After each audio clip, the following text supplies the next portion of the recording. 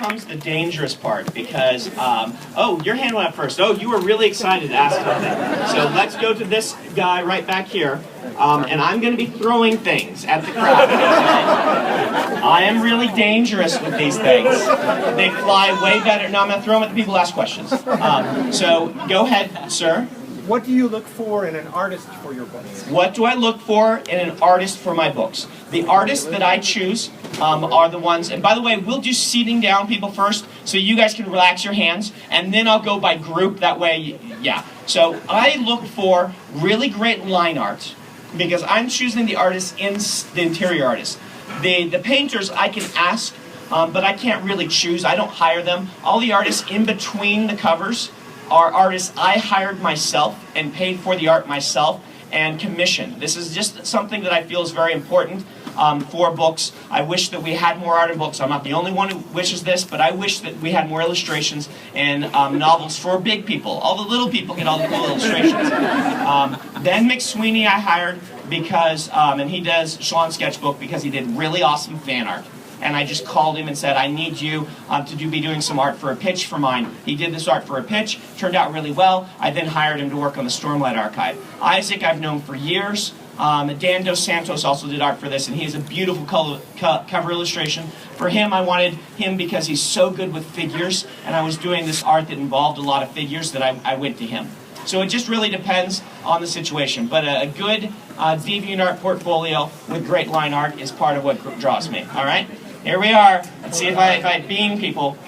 Oh, next to you. I'm sorry. All right, we're gonna go right here to this young lady.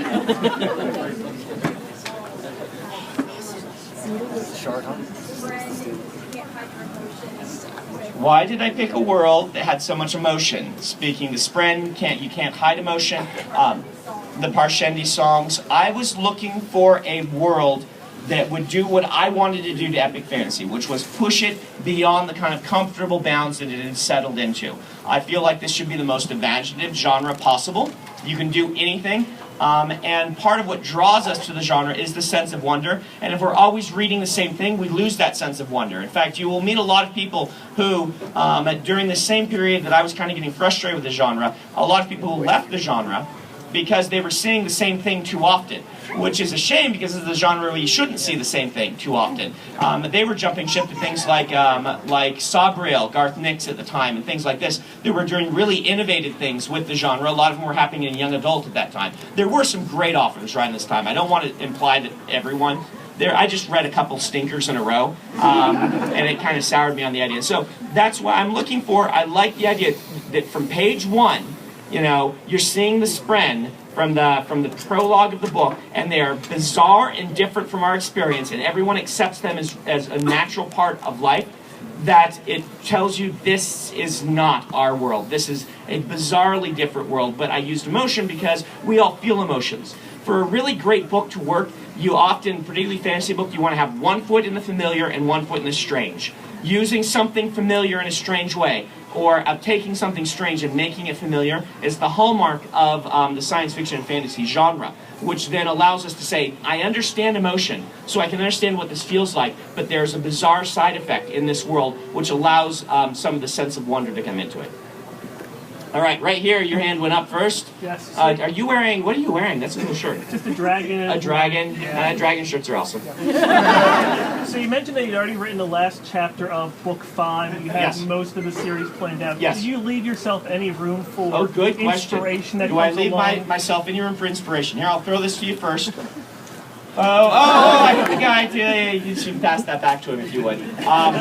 Sorry, guy, being Jew. The question is, do I leave room for inspiration? I plan so many things. Yes, I do. I think it's very important. I am an outliner in everything except character. I can't outline characters. I found that if I outline characters, I write the life out of them. They follow the plot instead of being who they are. And so characters get veto power on plots. And so as I'm writing a character along, oftentimes what I feel a character has become will not do what the plot says, and so I will then rebuild my entire outline to match who this person has become. I'm getting better and better at making plots, that are not so constrictive that a character could go multiple directions and it would still be okay. But at the end of the day, I often am rebuilding my plots to match, and I feel like this gives me the right balance I want in my books, which is the characters feeling alive, and yet with a good plan, you can have a great ending. A lot of the books that have fantastic characters often have weak endings, because oftentimes writers will write to their characters and let their characters do whatever they want, and then that leads to no planned ending, which some of those books are fantastic, but this lets me get the balance where I want it to be. All right, the guy right here, the balding guy. Sorry, I didn't know how to say it otherwise. My question is, from the time you started writing to now, has there ever been one character that has made an appearance from when you started to now in a different variation or form? When I started writing, is there a character that's made an appearance from when I started until now in different forms? I would say Dalinar. Definitely. He has stayed the same, though.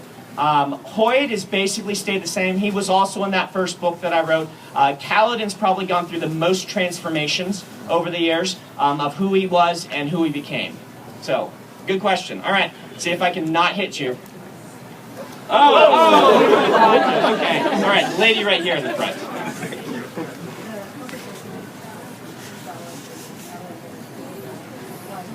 Yes. Where did the conversation between two specific characters in a wine house, I don't want to give spoilers, it came from my love of the fantasy genre and an admittance. There's this great book, The Tough Guide to Fairyland, that you guys might want to check out, which talks about, and it's not the only one, that talks about certain tropes in fantasy and things that get ignored, that don't get talked about, that really probably should be. Like, one of the tropes is nobody wears socks in Fantasyland. No one ever mentions socks. And I like it when socks get mentioned, because, things like this, the mundane, doesn't get talked about enough. And so I like to look for places that I can talk about the mundane in my books. All right, we'll go right here. Can we expect to see all of the others? Can we expect to see all of the oaths by the end of the series? You will see viewpoint protagonists from each of the orders by the end. All right? All right. The gentleman right here. When you decide, because you've done this in multiple books, and I don't, of course, want to give any spoilers, so when you decide it's time for a character to die, Right. Why and how do you let go? Right. How do I decide, and why do I decide when a character needs to die? How do I let go? Letting go is actually fairly easy, because when it happens in my books, I am prepared for it. I have been planning for it, if not from the beginning, from at least the midpoint of the book, or chapters before it happens. I'm usually aware, and it happens because I don't kill characters just to kill them. I don't say, who won't they expect me to kill? I think there are authors that do that. I say, what are the risks the character is taking? I can mitigate some of those risks. Is it right for me to do that? At what point do the risks that they're taking catch up to them? At what point do they demand to be allowed to take really, really dangerous risks and potentially pay the consequences? And it's just a matter of feeling the rhythm of the book, what the character demands, and then going through with it. All right? All right. The young lady in the yellow, and we're going to throw this to you. Wow, that was just late. All right, the young lady in the yellow. How many books have you worked on in the past year? How many books have I worked on in the past year? Let's see. In the past year, I worked on Steelheart. I did the last little work on the Arithmetist. I worked on the Words of Radiance, which finished in December, and they published in March, which is crazy. I worked on the Second Legion novella. I worked on the sequel to Steelheart. I began planning for the second Arithmetist, and I built a book guide for a book that I'm probably not going to write for many years, which involves all sorts of funky stuff. So I'm not going to go into that one. All right, here's the thing for you, okay? All right, you ready for this? All right. That's okay. We'll pass that back. All right, the lady in the blue. How do you keep all your materials safe without getting leaked out? How do I keep my materials safe without getting leaked out? The first thing I do is I don't stress about it. If something gets leaked, most of my fans will understand that it's rough. They may enjoy reading it, but I post rough stuff sometimes. Like Warbreaker, I posted chapter by chapter as I wrote it. And this was partially an exercise to get myself to be okay with this idea, just in case something did leak. So if something leaks, I will deal with it. I probably won't be happy because the showman in me wants to have the reveals happen in the right way, and usually my first drafts do not contain the proper balance of foreshadowing for the climaxes that I want to have happen, because I have to get to them, find out and make sure they work, and then lay down the foreshadowing appropriately, then run it through a writing group, see what they're guessing and what they're not guessing, and then tweak the foreshadowing and potential red herrings in the right way to make it so that as you're reading, my goal is, and this isn't going to work for everybody, but my goal is so that you start to figure out what's going to happen just a little bit before it happens. So that you have that moment of realization, that sort of anticipation, and then the thrill of it actually happening. That means that occasionally one should blindside you, and occasionally you should be able to figure one out pretty early with that balance as I'm doing it. And depending on who you are, you'll spot different things. But hopefully in every book there will be some that you spot, some that you don't spot at all, and the majority of them that you kind of have this realization right before it's happening. And that's what I shoot for in foreshadowing, and that will not be right in the first draft. All right, we're going to throw this. Oh, it almost got to. And now I'm actually going to let this group over here, we're going to go this lady right here, and then we'll do other people standing behind that, and yeah, the standing groups. Go ahead. Yes. When am I going to do the rest of the Mistborn books? The Shadows of Self, which is a sequel to Alloy of Law, I will do following Stones Unhallowed, which is book 3. Which, by the way, Pat Rothfuss is going to name one of his books, Doors of Stone. So I'm like, do I have to change mine now, or can I just beat him? Yeah, beat him. Yeah. No, I don't want to beat him. I want his book to come out so I can read it. But anyway, that would probably be the year after Stones Unhallowed, and I will probably do the modern day trilogy between books 5 and 6 of the Stormlight Archive, because there is that break in there. It's a natural break point. The science fiction trilogy is a ways off. All right, Guy in the Cap. Can you tell us anything about a second book in the Warbreaker world? Second book in Warbreaker. A second book in Warbreaker. Oh, wow. I almost got you. I almost beheaded the person behind you. This is Zeph, so he does things like that. There will be a second book. I can't promise when. It's a ways off. That and any Elantra sequels are a ways off for now. All right? Right here. So if Hoyt comes to Earth, what differences would you notice? If Hoyt comes to Earth, what differences would you notice? Well, he would probably only come to Earth if magic started working here, which you would notice immediately. A lot of people ask if Hoyt is me. No, Hoyt is not me. Hoyt is very far off from me. I'm nowhere near as clever as he is. I don't know what differences you notice. There might be, they would both be natural world changes and things like that, but he goes to great lengths to not be noticed sometimes. So I would guess that you wouldn't notice him. Right here. Mm-hmm. It's from Dragonsteel, yes. Mm-hmm. Have you ever written a character or a plotline and realized other than that that more Have I ever written a character or plotline other than those and realized they'd work better in another setting? I do this frequently. Allomancy and Ferrochemy were both designed for separate books. I actually wrote those entire books, and the books didn't work, but the magic systems did, and I brought them together for the book. Coincidentally, the book was called Mistborn, one was called The Final Empire, so when I wrote the Divine Combination, that's where the title of Mistborn, The Final Empire came from.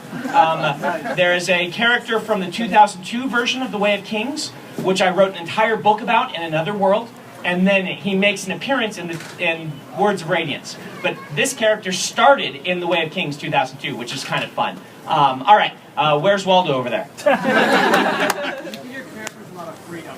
Which one has changed the most in ways that you didn't expect? Which one of my characters has changed the most in ways I didn't expect? I would say that it's probably Spook, who was not planned to have any major part in the series and ended up having a pretty big one. And that was one of those revisions where I knocked out an entire section of a book and added in a complete viewpoint sequence for him. All right, we're gonna do the guy in the red right here. So, I can't remember the name of the world. The world that Dragonsteel and Liar of Partinel are set on. Yes. Is that set before or after the breaking? Liar, that was set before. Okay. So for what he's asking, all of my epic fantasy books are connected. They're taking place in the same universe, and there are continuing characters. But I want to make absolutely clear, you do not need to know any of this to appreciate the books. It is all meant to be cameos at this point. It will be important eventually, but you can read a primer then. All right? Don't feel that you have to read Mistborn to understand Way of Kings or anything like that. All right? All right, we're going to do one more question back here. Oh, and his question is the first book, Dragonsteel, chronologically is the first one. Liar Partinel is. Do they take place before the breaking of Aiden Alcium? And they do. All right, the guy in the way back, the last hand. Yeah, that's you.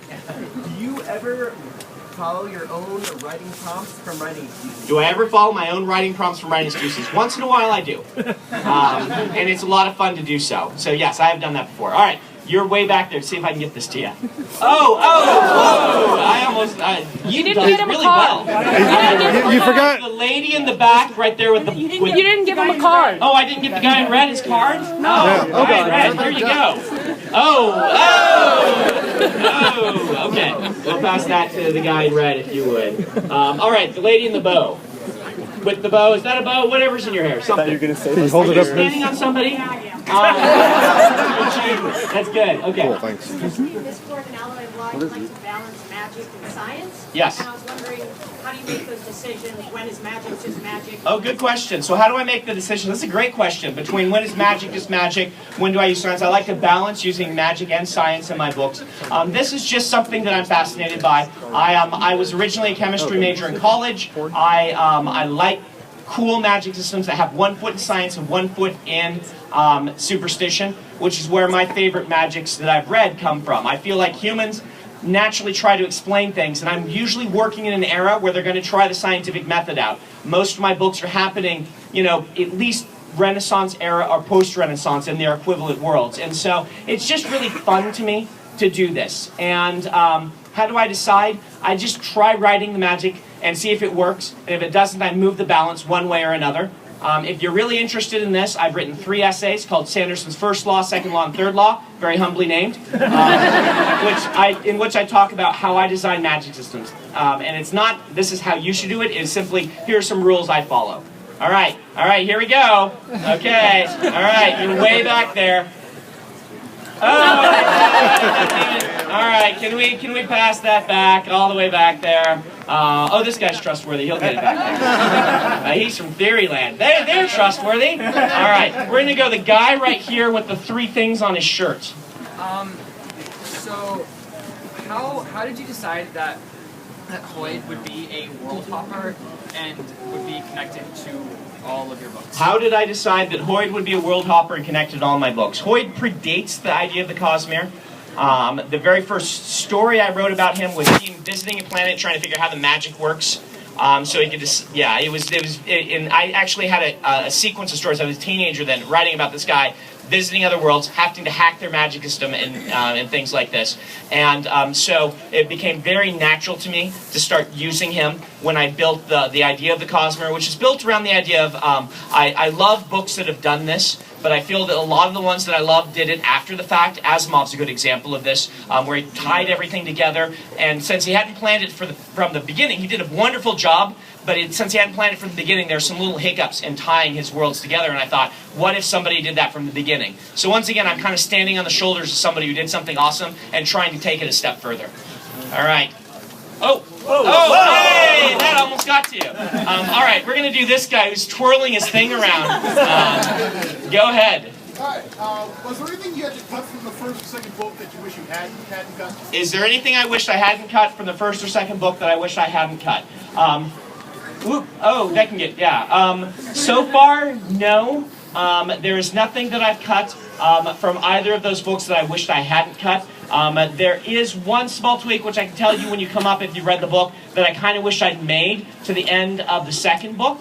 but there are no deleted sequences that I wish were in the book. That goes against the Wheel of Time, where there are a couple that I kind of wish were still in the books. I wrote a bridal wreath scene where Avi and Elaine and Min weave a bridal wreath for Rand that didn't end up in the book, and it's good that it got cut because it was balancing all of the fighting that was happening in Camelin, and going to this sort of happy scene did not work as a balance at all, and so the rhythm of the book was way off. But it was one of my favorite scenes in A Memory of Light that had to get up getting dropped for those reasons. So I do wish that one had seen the light of day, but yeah. All right here. Yes. Do you have you said you plan out the series. Do you have a plan to have the next book within the book? Yes, do I have a plan for the next book within the book? As in appearing in the book? Yes, I do have a plan. The next one is really cool. It's it's a non-standard book. How about that? When you see it, you're gonna find it really cool. The fifth one is awesome too. Oh, nice! All right, we're gonna go to the lady right here with the glasses. Yes. All right. I don't mean to be that perfect. Amber alert. What's that? It's an Amber alert. Oh, an Amber Alert. That's what's happening. Everyone look at their Amber Alert. No, I'm not laughing. That's something that you It's in Lebanon, Virginia. Yeah. It's not close.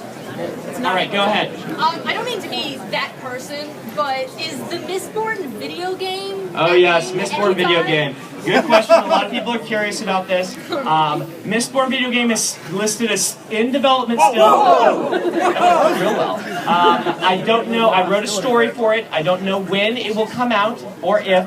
The goal was to do it like the Infamous series. Was my plan was something like that, open world-ish, lots of cool powers, Mistborn thing. But I don't know if they'll ever end up actually doing it. And for movies, there is no motion on any of them. So if your uncle's Joss Whedon, give Uncle Joss a call.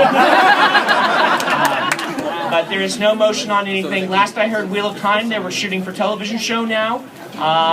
Mistborn and Legion lapsed. I still have Emperor's Soul and Steelheart under contract. All right, in the purple. Do you think you would survive in the Stormlight Archive world? Do I think I would survive in the Stormlight Archive world? I'm kind of squishy. I don't think I would. Oh, that one went. Oh, sorry. Can we pass that back to her?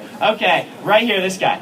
Yeah, I started reading the Alcatraz before my family together. Yes. They're now teenagers. I'm wondering if we'll be able to finish that before college. We'll be able to finish Alcatraz series before college. Yeah, I bought the rights back from the publisher, and I'm planning to do the fifth book very soon. Tor is re-releasing them next year, so it should be by then. All right, we're going to do this guy who's waving his hand. Yes.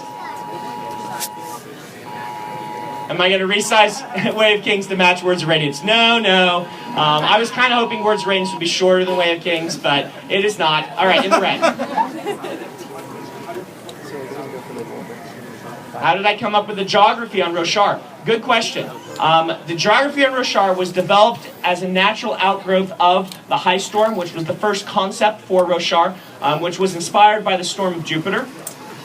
Which was me wanting to tell a story about a world with a continual magical storm, and then I built the ecology and all of these things up from that. Roshar had to grow up. I had to find a mechanism by which stone was deposited by rain, because I felt that the constant weathering over that long of a time would leave no continents. And so the creme is my kind of scientific, with 1 foot in magic, hack on keeping the continent. So the continent does drift.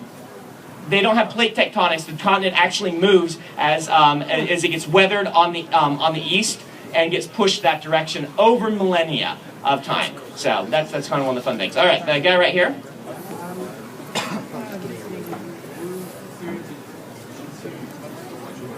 How do I decide between new series and the ones I already have? It just really depends on what I'm feeling like doing. I have a big detailed plan for the Cosmere,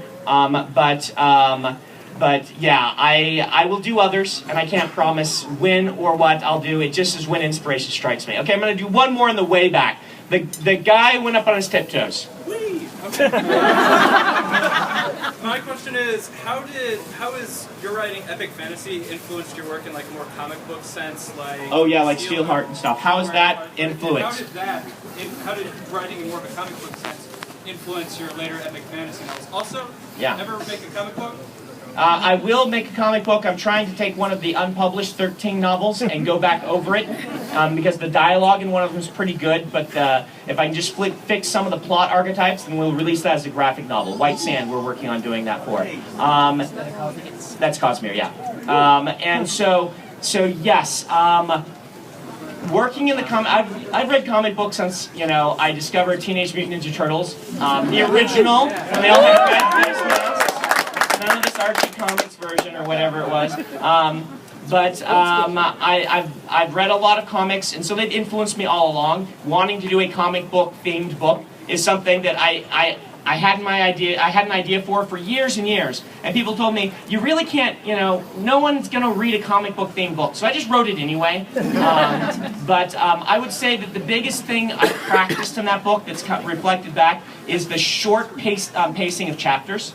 And using those really tight, narratively short chapters as a method for pushing a reader through the book. It's not something that you will see translate to the Stormlight Archive very much because I do the chapters very different there, but it is something I liked practicing for that book and something that I think that is a special part of that book. All right, we're going to throw this to you. This is the last one. By the way, is anyone in costume? You're in costume. You get one. You get one to you. Oh, sorry. And we will get one to this guy back here. All right. Well, is there Wayne back there? All right. We're gonna get this one to the guy who asked the question. One. Okay. Eventually. Yeah. All right. We have a Wayne kind of, and we have someone in the way back. Way Who's in the way back. Way back. Yeah. When you come through, I'm gonna throw you one right now, but I'll see your costume when you come through. Oh, someone got down. Really smart. Someone ducked. All right. Here it goes. Oh, with the baby. Good idea. Okay. So the last one, the hat person, are you? Oh, right here. Yes. All right, that'll do. There you are. Oh, dude, I'm so sorry. Are you okay? All right, good. Okay. Thank you one for the game. You're awesome. Thank you. Okay, so I am now going to do a few quick announcements. Then I'll do the reading, and then we'll do the actual signing. And I've got my list of announcements right here.